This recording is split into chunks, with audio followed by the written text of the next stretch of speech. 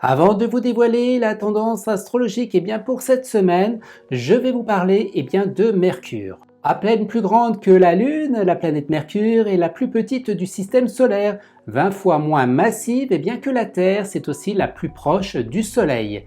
Mercure n'a pour l'instant été visité que par 2 sondes.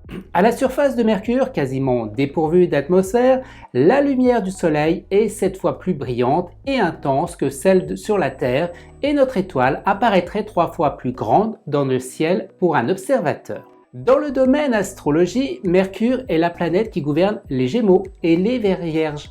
Dans un thème astral, elle a des influences bien évidentes. Chez les Grecs, la planète Mercure est incarnée par Hermès, le messager des dieux. C'est pourquoi on dit que Mercure est la planète de la communication. Elle incite à dialoguer et à communiquer. Mercure met entre 15 et 70 jours pour traverser un signe du zodiaque. Alors, où se trouve Mercure en ce moment ?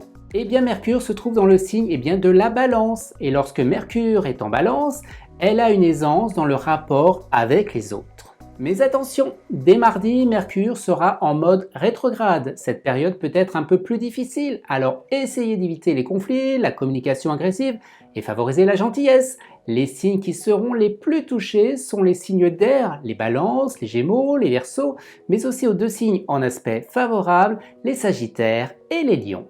Alors un conseil pour vous les 5 signes, si vous avez un rendez-vous important, une négociation à faire, faites-le avant mardi. Voyons maintenant ce qui ne change pas.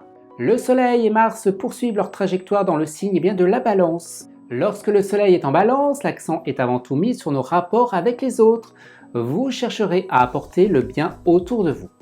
Quant à Mars, il apporte plus de pondération dans les rapports avec les autres. Alors, à qui profitera Soleil et Mars ? Nos signes d'air, les Balances, les Gémeaux, les Verseaux, mais aussi aux 2 signes en aspect favorable, les Sagittaires et les Lions.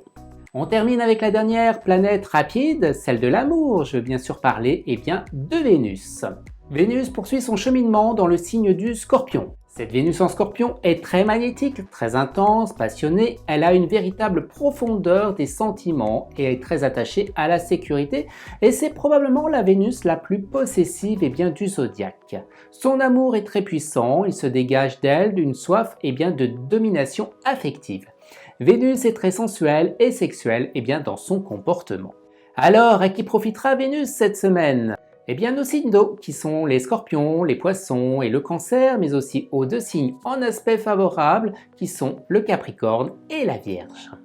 Voilà, on a fait un petit tour des différentes planètes importantes de cette semaine. Alors avant de vous quitter, voici mon top 3 des signes de cette semaine. En 3e position, les Sagittaires. 2e position, le Scorpion. Et la 1re position est pour le signe de la Balance. Si vous souhaitez en savoir plus sur votre tendance astrologique de cette semaine selon votre signe, vous pouvez retrouver mes prévisions complètes astrologiques directement sur mon site internet et sur mon Instagram.